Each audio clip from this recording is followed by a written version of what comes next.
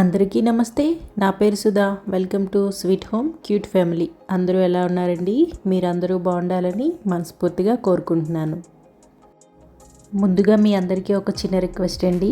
మీలో ఎవరైనా మన ఛానల్ని ఫస్ట్ టైం చూస్తున్నట్లయితే ఛానల్ని తప్పకుండా సబ్స్క్రైబ్ చేసుకోండి. ఆల్రెడీ సబ్స్క్రైబ్ చేసుకున్న వాళ్ళైతే వీడియోకి ఒక చిన్న లైక్ ఇవ్వడం మాత్రం మర్చిపోవద్దు. మీరిచ్చే ఒక చిన్న లైక్ నాకు ఎంతో మోటివేషన్గా ఉంటుంది. Thank you very much. ఇవాళ పొద్దున్నే నా పూజ అయితే అయిపోయిందండి. మా హస్బెండ్కి వర్క్ ఫ్రమ్ హోమ్ కదా, ఈరోజు ఇంట్లోనే ఉన్నారు. సో అందుకని పొద్దున్నే లేచి నేను పూజ కూడా చేసేసుకున్నాను అనమాట. తన ఇంట్లో లేకపోతే ఏంటంటే బాబుని నేనే చూసుకోవాలి కాబట్టి, నేను పక్కన లేకపోతే లేచి ఏడుస్తాడు కాబట్టి నాకు పొద్దున్నే చేయటం అవ్వదు. అదే మా హస్బెండ్ ఇంట్లో ఉన్నట్టయితే తను ఉంటారు కాబట్టి, ఇన్ కేస్ నేను స్నానంకి వెళ్ళినా తను చూసుకుంటారు కాబట్టి నేను పొద్దున్నే పూజ చేసేస్తాను. ఇంకా పూజ అయితే అయిపోయిందండి. బ్రేక్ఫాస్ట్ ప్రిపేర్ చేస్తున్నాను అనమాట. బ్రేక్ఫాస్ట్లోకి ఈరోజు ఉప్మా చేస్తున్నాను. నార్మల్గా అయితే ఇడ్లీలో దోశలో వేస్తూ ఉంటానండి. ఇడ్లీ పిండి అయిపోయిందనమాట. అలా అయిపోయేటప్పుడు మాత్రమే ఇలా ఉప్మాలు అవి ప్రిపేర్ చేస్తూ ఉంటాను. మా హస్బెండ్ ఇంట్లో ఉంటే మాత్రమే నేను ఉల్లిపాయలు, పల్లీలు ఇవన్నీ వేసి ఉప్మా చేస్తాను. లేదు బాబు నేను ఇద్దరమే ఉన్నామంటే మాత్రం ఓన్లీ తాలింపులు వేసి ఉప్మా చేసేస్తానండి. మా ఇద్దరికి అలా సరిపోతుంది. నేను ఉప్మా తినేది చాలా తక్కువ. మా సైడ్ ఏంటంటే పొడి పొడిగా రవ్వ రవ్వగా ఉంటుందన్నమాట. అలా చేస్తారు మా ఇంట్లో. అమ్మ కూడా అలానే చేస్తుంది. నేను పెళ్ళైన కొత్తలో అలానే చేసేదాన్ని.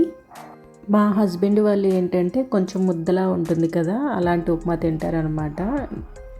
పెళ్ళైన కొత్తలో నేను పొడి పొడిగా చేస్తే తినేవారండి మా హస్బెండ్. కాకపోతే తను ఎప్పుడైనా చేయాల్సి వస్తే మాత్రం ముద్దలా చేసుకొని తినేవారనమాట. సో తనకి అదే ఇష్టమని నాకు అప్పుడు అర్థమైంది. ఇంకెందుకులే పొడి పొడిగా చేయటము, నేను తినేది తక్కువే కదా అని అప్పటి నుంచి ముద్దగా చేయటము నేర్చుకున్నాను. ముద్దగానే చేస్తూ ఉంటాను. ఇప్పుడు ఏంటంటే ఆ పొడి పొడిగా అంటే రవ్వ రవ్వగా ఉండే ఉప్మా చేయటం నాకు రావట్లేదు, మర్చిపోయాను. అంటే ఏముంది, ఈ ముద్ద ఉప్మానే కాసేపు ఎక్స్ట్రా టైం ఉంచితే స్టవ్ మీద పొడిగా అయిపోతుంది అనుకుంటాము, కానీ అలా అవ్వదండి. గట్టిగా అవుతుంది కానీ పొడి పొడిగా అయితే రాదు. ఇంకా బాబు కూడా ఇలానే ముద్దగానే తింటున్నాడు కాబట్టి ఇంకా నేను అలానే కంటిన్యూ అయిపోతున్నా అనమాట. సమ్మర్ కదా, తొందరగా వర్క్ చేసేసుకుంటే కిచెన్లోని పని లేకుండా ఉంటుందని చెప్పి ప్యారలర్గా రసం కూడా పెట్టేశానండి పక్కని. ఇంతకుముందు రసంలో నేను ఏమీ వేసేదాన్ని కాదు. ఓన్లీ పసుపు, ఉప్పు, జీలకర్ర, ధనియాల పొడి ఉంటే అది వేసేదాన్ని అనమాట. బాబు ఇంక ఏం వేసినా తినేవాడు కాదు. మెల్లగా ఈ మధ్య ఏం చేస్తున్నానంటే మిరియాలు చారులా పెడుతున్నాను అనమాట. మిరియాలు, ఎల్లుల్లిపాయలు, అల్లం దంచి అందులో రసంలో వేస్తున్నాను. తాలింపులో 2 ఎండుమిరపకాయలు ఎక్స్ట్రా వేసి తాలింపు వేస్తున్నాను అనమాట. ఫస్ట్లో కొంచెం తినడానికి ఇబ్బంది పడ్డాడు కానీ తర్వాత మెల్లమెల్లగా అలవాటు పడ్డాడు. అంటే ఏం చేసినా మా అమ్మ ఇదే పెడుతుంది అని వాడికి అర్థమైపోయింది. ఇంకా మెల్లగా అది కూడా తింటున్నాడని చెప్పి ఆ రసమే ఇప్పుడు ఇంకా కంటిన్యూ చేస్తున్నాను అనమాట. ఇంక ఇక్కడ ఉప్మా కోసం నీళ్ళు కూడా మరిగిపోయినాయి అనమాట. సో రవ్వ వేసేస్తున్నాను. పొడిగా రావాలంటే ఏంటంటే తక్కువ నీళ్ళు ఎక్కువ రవ్వ వేసుకోవాలి. అంటే రవ్వ అంతా అందులో కరిగిపోయినా కూడా ఎక్స్ట్రాగా రవ్వ వేసుకోవాలన్నమాట. అలాంటప్పుడు పొడి పొడిగా వస్తుంది. మా సైడ్ అయితే అదే చేస్తారు. సో అదే నాకు ఇష్టం అనమాట. ఇలా ముద్దగా ఉండేది అంత ఎక్కువగా తినను. పొడిగా ఉన్న తినే అంత కూడా ఈ ముద్ద ఉప్మా అంత ఎక్కువగా తినను అనమాట. బట్ తింటాను, ఓకే. ఇలాంటి ఉప్మాకి ఏంటంటే క్యారెట్ అలాంటివి వేసుకున్నా కూడా ఎక్స్ట్రా టేస్ట్ ఉంటుంది, బాగుంటుంది. లాస్ట్లోని మా హస్బెండ్కి నెయ్యి వేస్తే ఇష్టమండి. నాకైతే ఉప్మాలో నెయ్యి అస్సలు ఇష్టం ఉండదు. బట్ బాబు హస్బెండ్ తింటారు కాబట్టి నెయ్యి కూడా యాడ్ చేస్తాను లాస్ట్లో. సో చూసారా ఎంత ముద్దగా ఉందో. ఇప్పుడు బాబు కోసం అని పెట్టేస్తున్నాను అనమాట. బాబుకి పెట్టేశాక ఇంకా మా ఇద్దరం కూడా బ్రేక్ఫాస్ట్ చేసేసాము. అయిపోయాక కర్రీ ప్రిపరేషన్స్ అనమాట. ఇదేంటంటే మొన్న శ్రీరామనవమికి మేము ఒక రెస్టారెంట్కి వెళ్ళాము లంచ్కి. అక్కడ నాకు ఈ కర్రీ నచ్చిందనమాట. గ్రీన్ బీన్స్ ఉంటాయి కదా, ఆ బీన్స్ ప్లస్ ఈ శనగలు వేసి కొబ్బరితోని కర్రీ చేశారు. నాకు చాలా బాగా నచ్చింది. ఒకసారి ట్రై చేద్దామని చెప్పి బీన్స్ తీసుకొచ్చాను. శనగలు అయితే ముందు రోజు నైటే నానబెట్టాను అనమాట. వాటిని కొంచెం ఉడికించుకోవాలి. ఒక 6-7 విజిల్స్ వచ్చే వరకు బాయిల్ చేసుకోవాలి. కుక్కర్లో అయితే, నార్మల్ వాటర్లో అయితే ఒక 15-20 మినిట్స్ బాయిల్ అయితే సరిపోతుంది. అంటే మరీ ఎక్కువగా ముద్దలా అయిపోకూడదు. శనగల్లానే ఉండాలి. పట్టుకుంటే మెత్తగా తగలాలన్నమాట. అలా ఉండాలి. తర్వాత బీన్స్ కట్ చేసుకుంటున్నాను. ఈ కర్రీ నేను షార్ట్లో పోస్ట్ చేస్తానండి. ఇంట్రెస్ట్ ఉండేవాళ్ళు తప్పకుండా చెక్ చేయండి. లింక్ డిస్క్రిప్షన్లో ఇస్తాను. కర్రీ అయితే మాత్రం చాలా బాగా వచ్చింది. టేస్ట్ కూడా చాలా బాగుంది. అచ్చం రెస్టారెంట్ స్టైల్లో ఉంది. మా హస్బెండ్కి అయితే పిచ్చిగా నచ్చేసింది అనమాట. ఈవెన్ మళ్ళీ చేయమని చెప్పి తీసుకొస్తా అన్నారు. సరే ప్రిపేర్ చేస్తాలేండి అన్నాను. ఇది ఎక్కువగా నేను గ్రీన్ బీన్స్ క్యారెట్ ఎప్పుడు వండుతూ ఉంటాను. బట్ శనగలు ఇలా వేసి చేయడము ఫస్ట్ టైము. బట్ కూర మాత్రం చాలా బాగుందండి. బీన్స్ తినని వాళ్ళకి ప్లస్ ఇలా శనగలు అవి తినని వాళ్ళకి ఇలా చేసి పెడితే బాగా తినేస్తారనమాట. మంచి ప్రోటీన్ ఫుడ్ కూడాను. ఇంకా లంచ్ అంతా అయిపోయిన తర్వాత ఎల్లుల్లిపాయలు ఒలుస్తున్నాను అనమాట. ఇవి ఎల్లుల్లిపాయలు ముందు రోజు ఏం చేశానంటే నేను మొత్తం ఒలిచేసి ఎండలో పెట్టాను కాసేపు. అంటే తోలు ఊరికే ఊడొచ్చేస్తుందని చెప్పి ఎండలో పెట్టాను. బట్ ముందు రోజు సరిగా ఎండలేదో లేకపోతే అవి అలా రావో తెలియక కానీ తీస్తే మాత్రం సరిగా రాలేదనమాట. నెక్స్ట్ డే అంటే ఈరోజు ఏం చేశానంటే నేను ఇది కూడా నేను యూట్యూబ్లోనే చూసానండి. వాటికి కొంచెం ఆయిల్, కుకింగ్ ఆయిల్ అప్లై చేసి దానిపైన ఏదైనా బియ్య పిండి కానీ గోధుమ పిండి కానీ జస్ట్ లైట్గా అప్లై చేసి ఎండలో 1 గంట సేపు ఉంచితే ఈజీగా ఒలిచేటప్పుడు పొట్టు మొత్తం వచ్చేస్తుందని నేను ఒక షార్ట్లో చూశానమాట. సో అలానే అని చెప్పి కుకింగ్ ఆయిల్ అప్లై చేసి దాని మీద బియ్య పిండి వేశాను. కొంచెం పిండి నేను ఎక్కువగానే వేసాలండి. కాసేపు ఎండలో ఉంచాను. అంటే పొద్దున్నంతా ఎండలో ఉంచి మధ్యాహ్నం తీసి ఒలుస్తున్నాను. నిజంగానే చాలా బాగా వచ్చేసాయండి. ఈజీగానే చేతులు నొప్పి లేకుండా వచ్చేసాయి. ఇదేంటంటే నేను అల్లం వెల్లుల్లి పేస్ట్ కోసమని చేసుకుంటున్నాను. అదే చిన్న ఎల్లుల్లిపాయలు అనుకోండి ఇలా తోలు తీయాల్సిన అవసరం లేదు. పెద్దవి కదా.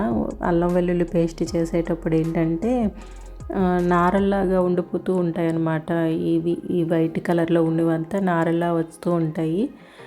తినేటప్పుడు తగులుతూ ఉంటే చిరాగ్గా ఉంటుంది కదా. అందుకని చెప్పి పెద్ద ఎల్లుల్లిపాయలు అయితే మాత్రం నేను తోలు చేస్తాను వాటికి. అదే కొంచెం చిన్న చిన్న ఎల్లుల్లిపాయలు ఉంటాయి కదా, అవైతే మొత్తం అల్లంతో పాటు వేసేసి మిక్సీ చేసేస్తాను అనమాట. కాసేపు ఎక్కువసేపు గ్రైండ్ చేస్తే మెత్తగా అయిపోతుంది. సో లంచ్ అయిపోయిన తర్వాత ఇంకా వాటిని ఒలుస్తా కూర్చున్నాను అనమాట. మొత్తానికి నాకు ఈ చిన్న కప్పుడు అయితే వచ్చాయి. చాలా ఎల్లుల్లిపాయలు, తొక్కులు మాత్రం ఇన్ని వచ్చాయి. ఎల్లుల్లిపాయలు కొంచెమే వచ్చాయండి. ఇవి ఏమో ఫ్రిడ్జ్లో స్టోర్ చేస్తాను అనమాట. నెక్స్ట్ డే ఏమో నేను అల్లం వెల్లుల్లి పేస్ట్ చేసేస్తాను. జనరల్గా ఫ్రిడ్జ్లో అల్లం వెల్లుల్లి స్టోర్ చేయకూడదు అంటారు. బట్ తప్పదు. ఇలా పొట్టు తీసి ఉంచినప్పుడు మాత్రము ఉంచుకోవాల్సిందే కదా. బయట అయితే నిల్వ ఉండవు కాబట్టి. ఇంకా అదే రోజు ఈవినింగ్ డీమార్ట్కి వెళ్దామని చెప్పి రెడీ అవుతున్నాం అనమాట. జనరల్గా మేము ఆఫ్టర్ 10th ఏదైతే ఉంటుందో అప్పుడు వెళ్తాం అనమాట డీమార్ట్కి. ముందు వెళ్ళినా కూడా క్రౌడ్ ఉంటారు, లాస్ట్లో వెళ్తే ఏమీ ఉండవు. అందుకని మధ్యలో చూసుకొని వెళ్తూ ఉంటామన్నమాట. ఇది యాక్చువల్లీ ముందే వెళ్ళాల్సింది మేము. బట్ ఏంటంటే ఒక 2 days బిఫోర్ నుంచి వానలు పడుతున్నాయి కదా. సో ఇంకా వెళ్ళలేదన్నమాట. ఈరోజు కొంచెం మబ్బుగా ఉంది కానీ రోజు పోస్ట్ పోన్ చేస్తున్నాం కదా అని చెప్పేసి ఈరోజు ఎలా అయినా వెళ్ళాలని చెప్పి డిసైడ్ అయ్యి ఇంకా రెడీ అవుతున్నాం అనమాట. ఈరోజు గులాబీ చెట్టుకి అయితే 3 గులాబీ పువ్వులు వచ్చాయండి. అంటే వర్షాలు పడుతున్నాయి కదా, అందుకని కొంచెం ఎక్కువగా పోస్తున్నాయి. కాకపోతే సైజు కొంచెం తగ్గిందనమాట. ఇది 4వసారి పొయ్యటము. 3 times వచ్చిన పువ్వులు కూడా పెద్దవిగానే వచ్చాయి. లైక్ అంటే కొనినప్పుడు ఎంత పెద్ద పువ్వు అయితే ఉందో అంత పెద్దగానే వచ్చాయి. ఈ 4th time మాత్రం కొంచెం సైజు తగ్గింది. ఎందుకో మరి ఎండల కోసమనో లేకపోతే నేను నీళ్ళు ఎక్కువ పోసేస్తున్నానో అర్థం కాలేదు. ఇంకా అందులో ఒక పువ్వు అయితే తీసి పెట్టుకున్నాను. ఇంకా అక్కడి నుంచి డీమార్ట్కి వచ్చాం అనమాట. ఇది ఇప్పుడు కొత్తగా పెట్టారు, మా ఇంటి దగ్గరలోనే పెట్టారనమాట. ఇంతకుముందు మేము వెళ్ళేది ఎలక్ట్రానిక్ సిటీ, కొంచెం దూరం, మాకు రాను పోను 1 hour పట్టేది. ఇది జస్ట్ మా ఇంటి దగ్గరలోనే ఉందన్నమాట. ఒక 2 kilometers డిస్టెన్స్లో ఉంటుంది. కొంచెం దగ్గరలోనే ఉందని చెప్పి దీనికి వెళ్ళాము. నార్మల్గా అయితే సరుకులన్నీ ఆన్లైన్లోనే ఆర్డర్ పెట్టేస్తున్నాము. ఎందుకంటే మేము 3rd floorలో ఉంటాం కాబట్టి కింద నుంచి మోసుకొని రావటం ఎందుకు, తెచ్చే డెలివరీ బాయే తీసుకొస్తాడు కదా అని చెప్పి ఇంకా ఆన్లైన్కి ఆఫ్లైన్కి పెద్ద తేడా ఏం లేదు. రేట్ అయితే డిఫరెన్స్ ఏమి లేదు. DMart prices plus online offers కూడా అలానే ఉన్నాయి కాబట్టి ఆన్లైనే పెట్టేసుకుంటున్నాం అనమాట. ఒక 4-5 monthsగా డీమార్ట్కి అయితే వెళ్ళటం మానేసాము. ఒకటి లాంగ్ అయిపోయింది, రెండోదేమో అక్కడి నుంచి మోసుకురావటం ఎందుకు అన్న ఒక ఉద్దేశంతో వెళ్ళట్లేదు. ఆన్లైన్లో ఆర్డర్ పెట్టుకుంటున్నాము. బట్ దీనికి ఎందుకు వచ్చామంటే కొత్తగా పెట్టారు, ఒకసారి వెళ్ళి చూద్దాము రేట్లు ఎలా ఉన్నాయో అని. నేను అనుకున్న ఇది కొంచెం ఇప్పుడు ఈ డీమార్ట్ ఉన్నది ఏరియా కొంచెం రిచెస్ట్ ఏరియా అనమాట. సో రేట్లు కూడా అలాగే కొంచెం పెద్దగా పెడతాడేమో, కొంచెం ఎక్కువగా పెడతాడు. రేట్లన్నీ ఎలా ఉంటాయో చూద్దాం అనుకున్నాను. బట్ అన్ని డీమార్ట్లోనూ ఒకేలా ఉంటుందేమో. రేట్లు అయితే రీజనబుల్గానే ఉన్నాయండి. అలానే గ్రాసరీస్ కూడా సేమ్ రేట్లే ఉన్నాయి. పెద్ద ఆన్లైన్కి ఇక్కడికి పెద్ద డిఫరెన్స్ అయితే లేవు. 1 or 2 రూపీస్ అయితే అటు ఇటుగా ఉన్నాయన్నమాట. ఇంకా కింద సరుకులు తీసుకున్న తర్వాత పైన అసలైన ప్రపంచానికి వచ్చాము. నాకు ఎక్కలేని కళ్ళన్నీ ఎన్ని డబ్బాలు ఉన్నా సరిపోవు, డబ్బాల మీదకే వెళ్తూ ఉంటాయి. ఇంకా బాబు బొమ్మల ప్రపంచంలోకి వెళ్ళిపోయాడు.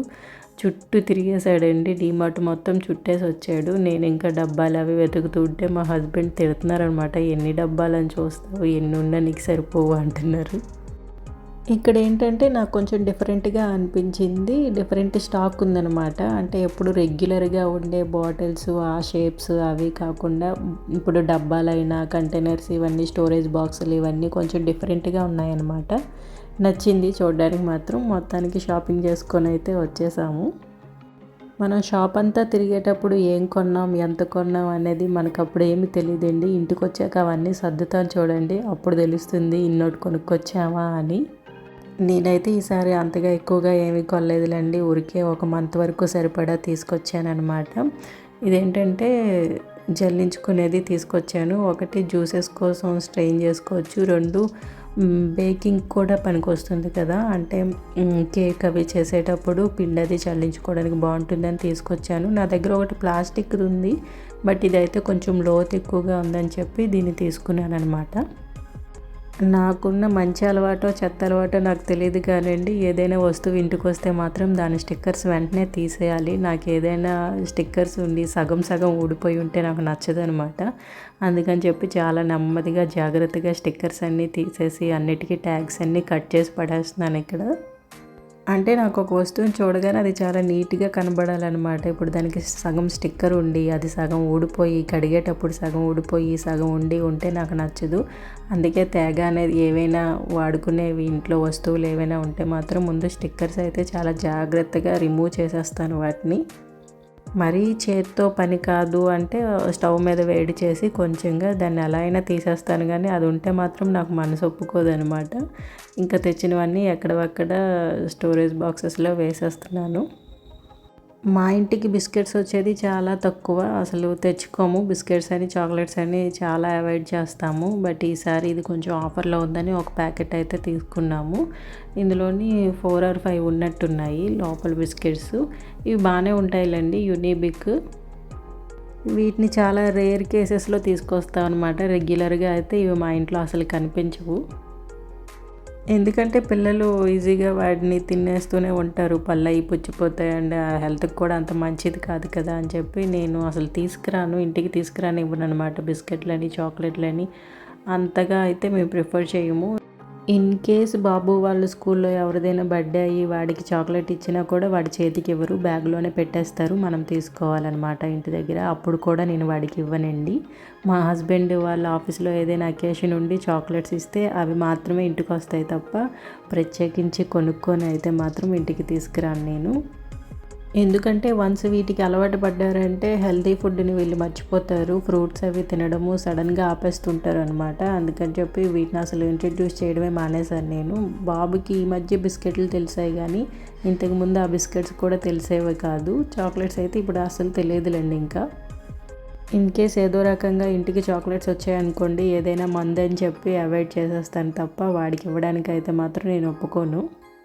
ఇంకా నా కోసం అని చెప్పి 2 పలాజోస్ కూడా తీసుకున్నాను, ఒక ప్యాంట్ కూడా తీసుకున్నాను అనమాట. మొత్తం అది నా షాపింగ్. ఇప్పుడు గ్రాసరీస్ ఇవన్నీ సర్దేస్తూ ఉన్నాను. ఒక్కొక్క దానికోసం ఒక్కొక్క కంటైనర్ పెట్టుకోవాలంటే చాలా కష్టమండి, ఇల్లంతా నిండిపోతుంది. నేనేం చేస్తానంటే ఎక్కువగా తెచ్చుకుంటాను కదా, అది ఒక పెద్ద డబ్బాలో ఒక 2-3 ప్యాకెట్స్ అలా పెట్టేస్తాను అనమాట.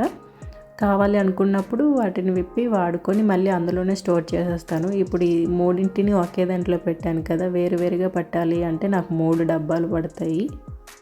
ఆ 3 డబ్బాలు లేవు, ఆ 3 డబ్బాలు పెట్టే అంత ప్లేస్ కూడా లేదు. అందుకే ఉన్న వాటిలోనే అలా సెట్ చేసేస్తూ ఉంటానన్నమాట. విడివిడిగా పెట్టుకోవాలని లేదు కదా, కలిపైనా పెట్టేయచ్చు అని చెప్పి నేను అలానే సర్దేస్తుంటాను.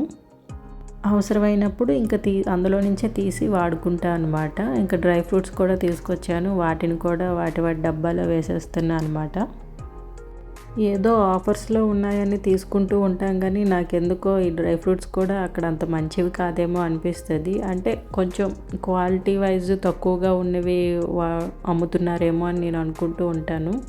అందుకే తేగానే ఓపెన్ చేశాక తింటానమాట. అవి ఏమైనా బ్యాడ్ స్మెల్ వస్తున్నాయా, లేకపోతే ఎక్కువ రోజులు స్టోర్ ఉన్నవి ఏమైనా పెట్టేశారా ఏంటి అని చెప్పి నేనైతే కింద ఉన్న ప్యాకెట్స్ తీస్తాను అనమాట. అంటే పైన ఎక్స్పైరీ డేట్స్ తొందరగా అయిపోతాయి కదా, అందుకే లోపల వైపు ఉన్నవన్నీ ముందుకు తీసుకొచ్చి అప్పుడు తీసుకుంటాను. ఇవైతే పర్లేదులేండి, కొంచెం ఫ్రెష్గానే ఉన్నాయి. నేను ఓపెన్ చేసి తింటున్నానని చెప్పి ఈలోగా మా బాబు కూడా వచ్చాడు నాకు కావాలని చెప్పి. ఇంకా వాడిని అక్కడ ఆగమని చెప్పి వాడికి ఒక బౌల్లో పెట్టి ఇస్తున్నాను. డ్రై ఫ్రూట్స్ హెల్త్కి మంచివే కానీ ఇవి కూడా ఎక్కువగా తీసుకోకూడదండి. వీటికి కూడా క్వాంటిటీ పరంగా చూసుకొని తినాలి అంటారు. ఎక్కువైనా కూడా ఇవి కూడా కొవ్వు పడుతుంది, అంటే బ్యాడ్ కొలెస్ట్రాల్ అనేది వచ్చి చేరుతూనే ఉంటుంది ఒంట్లోకి. సో మినిమంగా అంటే ఎంత సరిపడా అంత తింటేసే మంచిదేండి. ఇవి కూడా మంచిదే కదని తెగ తినేసినా కూడా ఇవి కూడా అనారోగ్యమే తీసుకొస్తాయి. డ్రై ఫ్రూట్స్ హ్యాండీగా ఉండడానికి పైనే పెట్టుకుంటానండి, అంటే రోజు తినేవే కాబట్టి బయటే ఉంచుతానమాట. ఇంకా ఈ సరుకులు సర్దిన డబ్బాలన్నీ లోపల పెట్టేసిన, అంటే లోపల కబోర్డ్లోనే ఉంటాయి కదా, ఒక వీడియోలో చెప్పాను ఆల్రెడీ. ఆ కబోర్డ్లోని ఇవన్నీ పెట్టేస్తాను. ఇంకా మిగిలినవి ఇంకో 2 డబ్బాలు ఉన్నాయి. ఇవి ఏంటంటే సోప్స్, షాంపూలు అండ్ ప్లస్ బ్రష్లు కానీ పేస్ట్లు కానీ ఇలాంటివన్నీ పెట్టుకోవడానికి ఒక డబ్బా పెట్టుంచాను. తర్వాత సాల్ట్ అని, కారం అని, జీలకర్ర, ధనియాలు ఇలాంటివన్నీ పెట్టుకోవడానికి ఒక డబ్బా పెట్టించాను అనమాట. ఇప్పుడు ఇవన్నీ తీసుకెళ్ళి అందులో పెట్టేస్తున్నాను. ఆ తర్వాత ఇంకా క్లీనింగ్ అన్నీ వచ్చేసరికి ఇంకా సింక్ కిందకి వెళ్ళిపోతాయి. హార్పిక్ అని, లైజాల్ అని ఇవన్నీ కింద సింక్ కిందే పెడతాయి అన్నమాట. మేము ఎర్లీగానే వెళ్ళాములేండి, అరౌండ్ 4-4:30కి అలా బయలుదేరినట్టున్నాము. ఇంకా తొందరగానే ఫినిష్ చేసుకొని వచ్చేసాము.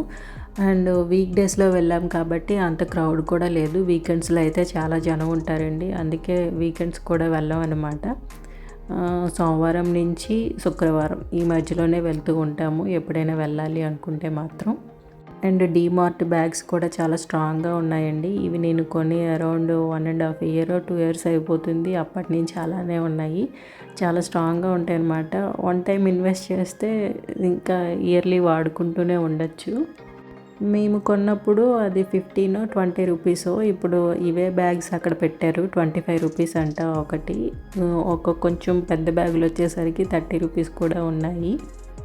ఇయర్లీ వీటి కాస్ట్ కూడా పెరిగిపోతుందండి. ఇంకా అన్నీ సర్దేశాక అక్కడ కిందంతా చెత్త పడింది కదా, ఇంకా వాటిని కూడా ఊడ్చేసి కౌంటర్ టాప్ కూడా ఒకసారి క్లీన్ చేశాను. ఈలోగా మధ్యాహ్నం కడిగిన గిన్నెలన్నీ ఉంటే అవి కూడా లోపల సర్దేస్తున్నాను అనమాట.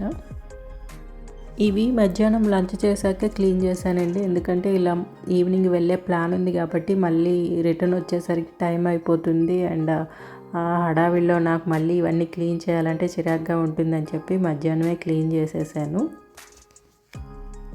గిన్నెలు సర్దడం కూడా ఒక పెద్ద టాస్కేనండి. అసలు ఎన్ని గిన్నెలైనా కడగచ్చు కానీ వాటి ప్లేసుల్లో సర్దడం మాత్రం చాలా చిరాగ్గా అనిపిస్తుంది కదా.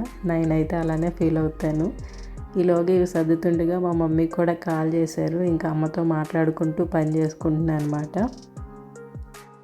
ఇంకా ఈ పని కూడా అయ్యాక డిన్నర్ ప్రిపేర్ చేయాలన్నమాట. మా హస్బెండ్కి అడుగుతూ ఉన్నాను మధ్యలో, భోజనం చేస్తారా చేయరా నైట్కి అని. అంటే ఒక్కోసారి డిన్నర్ స్కిప్ చేసేస్తారు మా హస్బెండ్. సో తనని అడిగి తను తినను అంటే ఇంకా బాబుకి నా కోసం పెట్టుకుంటాను అనమాట. ఈలోగా అమ్మతో పిచ్చాపాటి మాటలు కూడా అయిపోయాయి. అలాగా ఏదో డీప్ డిస్కషనే చేస్తున్నాను నేను. మాకు ఈవినింగ్ కూడా చాలా లేట్గా చీకటి పడుతుందండి, అరౌండ్ 7 అలా అవుతుందన్నమాట చీకటి పడేసరికి. వర్షం పడేటట్టు ఉంటే మాత్రము 6:30కి అలా మెల్లగా చీకటి పడుతుంది, లేదంటే మాత్రం 7 అయిపోతుంది అనమాట. ఇంక 7కి ఇంకా అలా మెల్లగా వర్షం స్టార్ట్ అయింది, కొంచెం పెద్దగానే పడిందిలేండి. నేను వెళ్ళేటప్పుడు అనుకున్నా డీమార్ట్కి రిటర్న్ అవుతుండగా తడిచిపోతామేమో, దగ్గరే కానీ బట్ తడిచిపోతామేమో, పెద్ద వర్షం పడిపోతుందేమో అనుకున్నా. అంటే అంత గాలి వేసింది బట్ వెళ్ళిపోయాము, కానీ వర్షం పడలేదులేండి. అంటే చిన్న చిన్న చినుకులు పడ్డాయి కానీ మరీ తడిచిపోయే అంత అయితే పడలేదు. ఇంటికి వచ్చేసాం మేము. ఇంటికి వచ్చాక 7కి అలా వర్షం పెద్దది పడిందనమాట. అమ్మయ్య మేము వచ్చిన తర్వాత పడిందిలే అనుకున్నాను నేను. ఇదండి ఇవాళ వీడియో. ఇక్కడితో వీడియో ఎండ్ చేస్తున్నాను. మీకు కనుక వీడియో నచ్చినట్లయితే లైక్ చేయండి, షేర్ చేయండి, ఛానల్ని సబ్స్క్రైబ్ చేసుకోండి. నెక్స్ట్ వీడియోలో మళ్ళీ కలుద్దాం. అంతవరకు సెలవు. Thanks for watching. Thanks for your time. Thank you very much. Bye.